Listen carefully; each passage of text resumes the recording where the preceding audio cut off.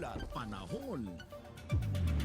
Mga kakibat, inaasahan pong papasok ngayong araw ang typhoon na may international name na Saudel at papangalanan po itong Bagyong Obet pagpasok ng Philippine Area of Responsibility o PAR.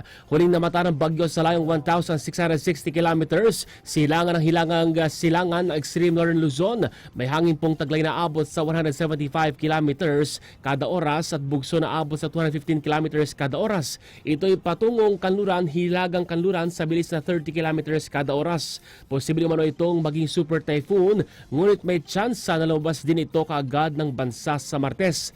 Wala naman po itong posibleng epekto sa kalupaan sa bansa ngayong araw.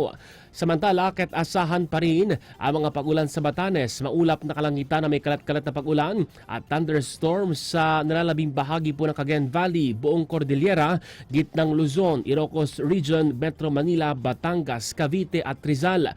Habang sa nalalabing bahagi po ng Luzon, Visayas at Mindanao, asahan na maulap hanggang sa maulap na kalangitan na may tsansa ng mga buhos ng ulan dulot ng localized thunderstorms.